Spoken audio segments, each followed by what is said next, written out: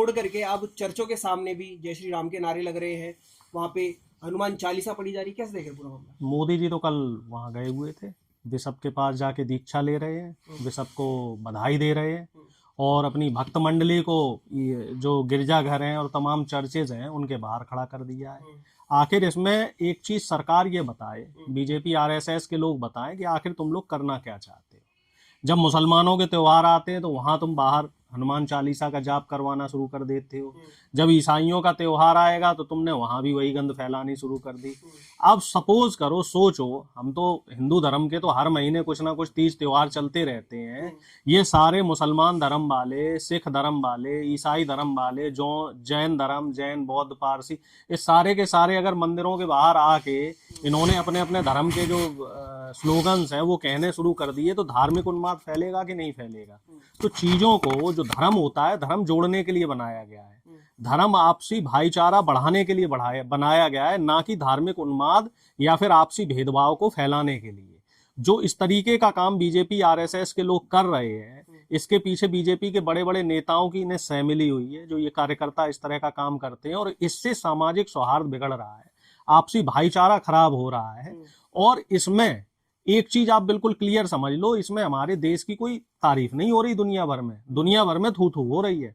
इससे पहले भी कुछ ऐसी घटनाएं हुई थी जिसको लेके खाड़ी देशों में और अमेरिका और जो यूरोप है, ऐसे देशों में हमारी बहुत निंदा हुई।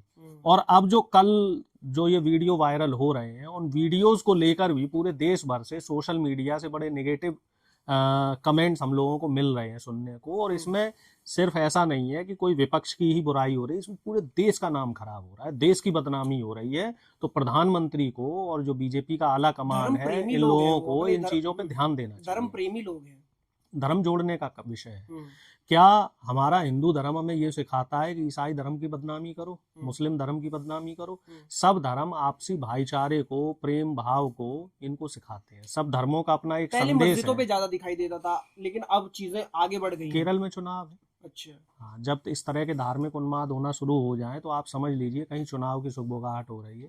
केरल में और नॉर्थ ईस्ट में काफी संख्या में ईसाई माइनॉरिटी के लोग हैं, और इसी वजह से इस तरह का एक प्रोपेगेंडा और इस तरह का एक जो ये एजेंडा तैयार किया जा रहा है, जिससे कि चुनावों में पोलराइजेशन का काम कराया जा सके। इनकी मंशा समझिए आप। इन्हें ना तो हिंदू धर्म से कोई लेना देना है, ना इन्हें देश की जो 90% आबादी है, जो गरीब, दलित, शोषित, वंचित समाज है, उनकी जो मुख्य सहूलियतें हैं उनसे कुछ लेना देना है। इनको सिर्फ और सिर्फ चुनाव में अपने एजेंडे सेट करने हैं, और उन्हीं एजेंडों के लिए इस तरीके का जो ये पिछले 2-3 दिन से ये धार्मिक उन्माद है वो फैलाया जा रहा है।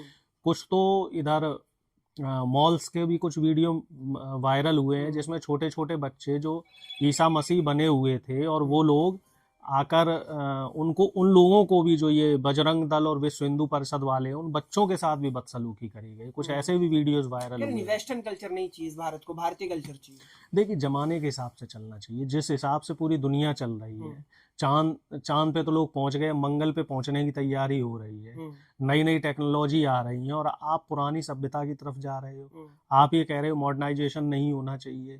अगर आप मॉडर्नाइजेशन के खिलाफ हो, इसका मतलब आप तरक्की के खिलाफ हो। इसका मतलब प्रधानमंत्री जो विकसित भारत की बात कहते हैं, जो डेवलपमेंट की बात कहते हैं, जो विश्वगुरु बनने की बात कहते हैं, वो पूरी की पूरी बात झूठी है और बेमानी है।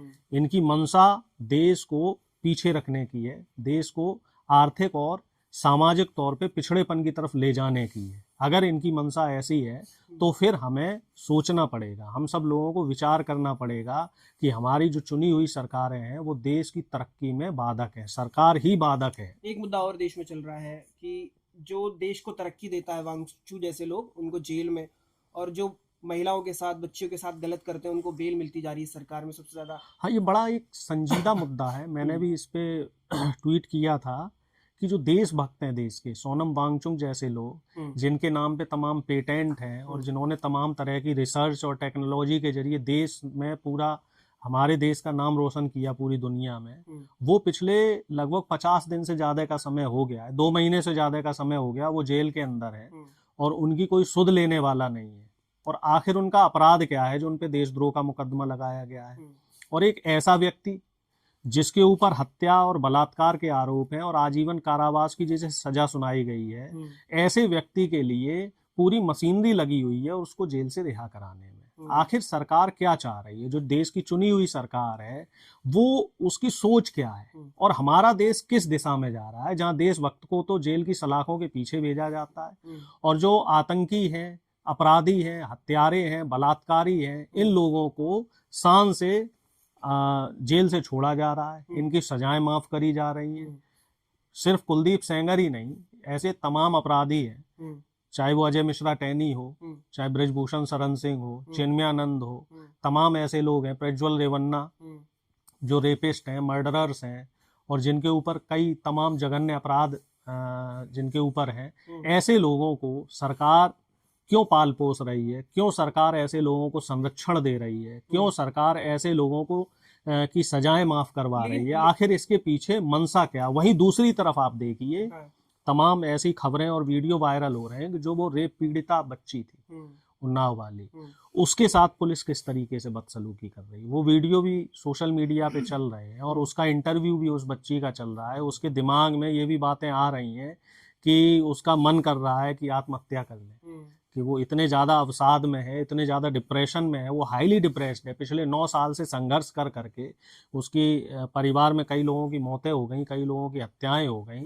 तो तमाम चीज़ें यहाँ पे ऐसी देखने को मिल रही है जिससे कहीं ना कहीं हम लोग सोचने पे विवश हैं कि हमारी जो न्यायिक प्रणाली है वो क्या राजनीति से इतनी ज्यादा प्रभावित हो रखी है कि हम एक पीड़िता को न्याय नहीं दिलवा सकते। लेकिन वो कोर्ट के फैसले हैं ना, बेल देना ना देना, तो कोर्ट भी कहीं ना कहीं लाचार है सरकार के अंदर। अगर आपको ध्यान हो कि कोर्ट जो सुप्रीम कोर्ट है उसको दखलंदाजी करनी पड़ी थी और तब जाके पीड़िता को उत्तर प्रदेश से बाहर दिल्ली में संरक्षण दिया गया था।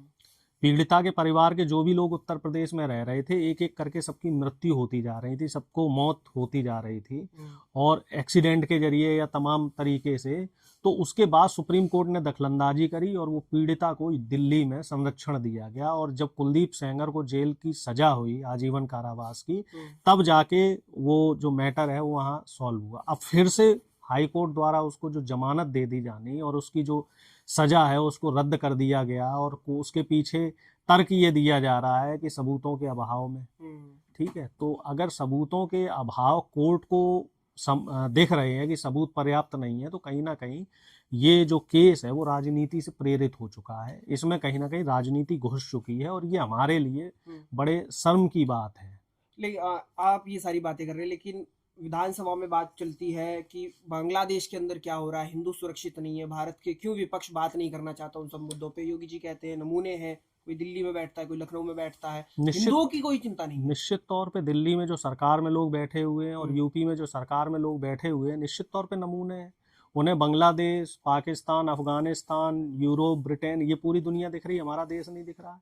हमारे देश में आए दिन बहन बेटियों के साथ अत्याचार हो रहा है, बलात्कार हो रहा है। योगी बाबा क्या कर रहे हैं, प्रधानमंत्री क्या कर रहे हैं? यहाँ मुस्लिम माइनॉरिटी, सिख माइनॉरिटी और माइनॉरिटी तो छोड़ दीजिए, जो देश की मेजोरिटी है 85%, चाहे वो दलित हो, आदिवासी हो, पिछड़ा हो, उसके साथ अत्याचार की घटनाएं घट रही हैं और आए दिन घट रही हैं।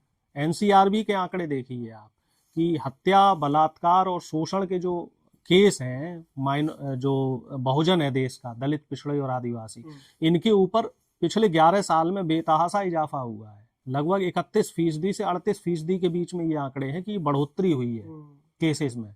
तो ये जो हमारे सरकार में बैठे हुए लोग हैं जिन्हें योगी जी नमूना कह रहे हैं, आखिर ये लोग क्या कर रहे हैं? क्या इनकी जो दृष्टि है या देखने की क्षमता है वो हिंदुस्तान के अंदर नहीं है? इन्हें सिर्फ बांग्लादेश और पाकिस्तान, अफगानिस्तान और नेपाल ही दिखाई देता है। योगी जी ने जिन्हें बताया वो आपको ही मालूम है किसको बोला? कहीं ना कहीं वो तो खुद को बता रहे हैं। नहीं, विपक्ष क्या करेगा? विपक्ष सत्ता में है क्या? अगर योगी जी इस तरह का बयान दे रहे हैं तो बचकाना है, तो फिर उन्हें इस्तीफा दे देना चाहिए। आप इस्तीफा दे दीजिए, अखिलेश यादव जी को मुख्यमंत्री बना दीजिए उत्तर प्रदेश का, प्रधानमंत्री इस्तीफा दे दें, राहुल गांधी को प्रधानमंत्री बना दें। उसके बाद अगर देश में कुछ इस तरीके से होता है, कहीं हिंदू के साथ, कहीं मुसलमान के साथ, कहीं ऐसी लिंचिंग की घटना होती है, तब निश्चित तौर पर आप राहुल गांधी को और अखिलेश यादव को कोस सकते हैं। भाई, जो व्यक्ति विपक्ष में बैठा हुआ है और बराबर जनता के मुद्दों को लेकर सरकार को घेर रहा है, उस पे आप कटाक्ष करें तो ये आपकी कमी है, आपकी खामी है। तो सरकार को और सरकार में जो नुमाइंदे बैठे हुए हैं, मुख्यमंत्री, प्रधानमंत्री, गृह मंत्री और तमाम कैबिनेट मिनिस्टर, इन लोगों को उस तरफ ध्यान देना चाहिए।